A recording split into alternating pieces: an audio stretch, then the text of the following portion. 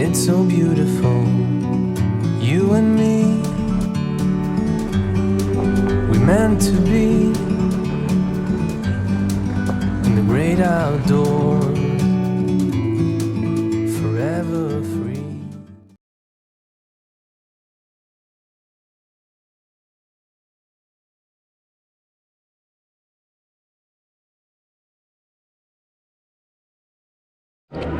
Voilà, la taille de la galerie. Bienvenue sur la chaîne de Gros Sourcils. Alors là, je vous accompagne au Vatican. On est dans l'hypercentre dans cette vidéo parce qu'on se rapproche de la chapelle Sixtine. Mais d'abord, on est obligé de traverser par un labyrinthe la grande galerie des cartes. Elle est magnifique. La grande galerie des cartes, elle fait 126 mètres de long et il y a des dizaines de cartes sur les murs qui, pour certaines, datent du XIIe siècle.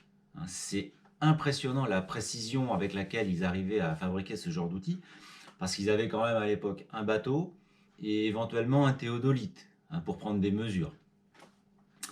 Si vous devez peindre à un bout de la galerie, il ne faut pas oublier votre pinceau à l'autre bout, parce que c'est loin. Et vu le monde, je vous conseille aussi d'aller dans le sens du courant. Bon, dans cette galerie, il y a aussi quelques vieux amis qui regardent par la fenêtre depuis 2600 ans sans broncher. Je vous laisse les découvrir. Regardez mon nouvel ami. Ça, c'est moi. Ça, c'est mon ami.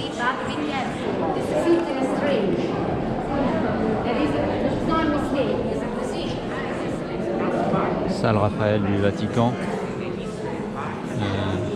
On est à peu près 400 000 dans 28 mètres carrés.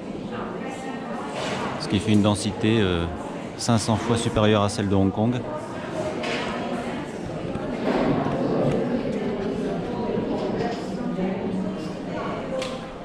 Ah, vous vouliez voir la chapelle Sixtine?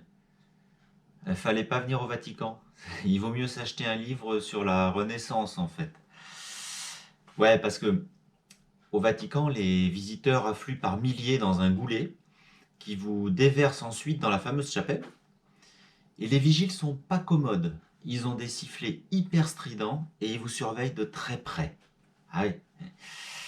Vous n'avez pas le droit de parler à voix haute.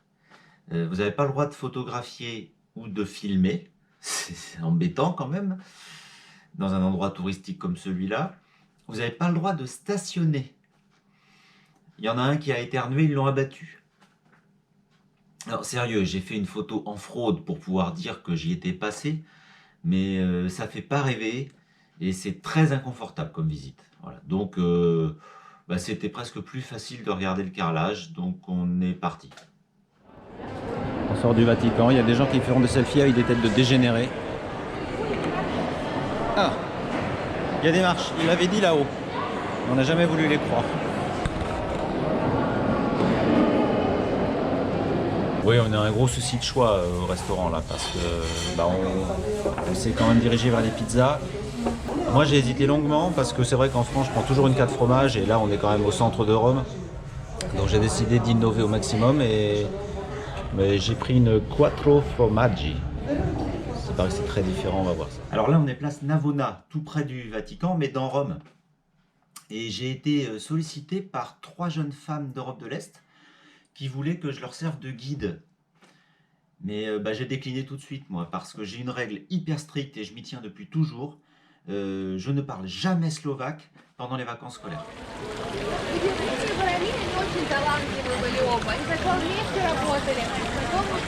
Alors par contre, je veux bien votre avis, parce que le gars qui est à droite, là, sur l'image, je me demande ce qu'il fait. J'ai cru qu'il cherchait des champignons de Paris, mais... place Navona, les champignons de Paris, quand on a vu un, tu les as tous vus. Avant de quitter la place, j'ai fait une blague hyper pas drôle à un groupe de touristes. Je leur ai fait croire que le monolithe là, de la place Navona, il s'éclairait au sommet de temps en temps et qu'il fallait absolument rester avec son appareil photo le plus longtemps possible pour attendre le moment où on allait pouvoir capturer l'image. Mais c'est pas vrai en fait, c'est une blague. Sauf qu'ils sont restés pendant 4h30 quand même. Place Saint-Pierre. Je suis au Vatican là. Mais il y en a d'autres qui sont au Vatican aussi. Il y en a 6000 là qui font la queue pour avoir un billet.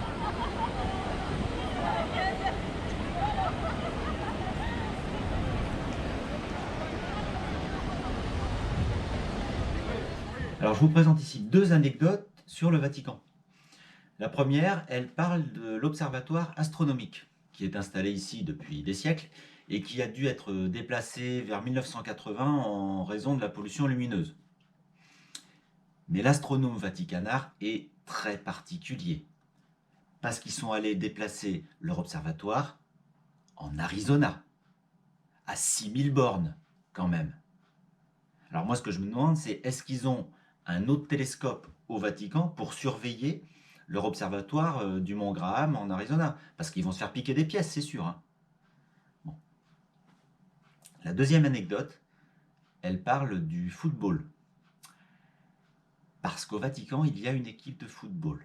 Oui, qui fait des matchs officiels depuis 1994, mais qui ne fait pas partie de l'UEFA et de la FIFA, donc il ne peut pas participer à la Coupe du Monde, mais qui peut jouer contre d'autres États membres de la FIFA, en particulier d'autres petits pays.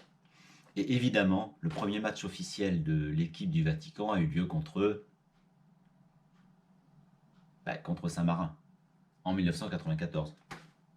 Bon, ils ont fait 0-0, c'était pas la peine de s'énerver pour si peu, mais c'est le premier match officiel. Alors bien sûr, ensuite ils ont fait d'autres matchs, officiels ou non, qui sont assez drôles. Alors, pas sur les scores, mais sur le type d'équipe qu'ils ont rencontré. Bon, sur les scores, c'est quand même assez édifiant parce qu'ils ont fait une belle victoire face aux policiers de Rome, 9-1, mais l'année d'avant, ils avaient perdu aussi 9-1 contre la Palestine.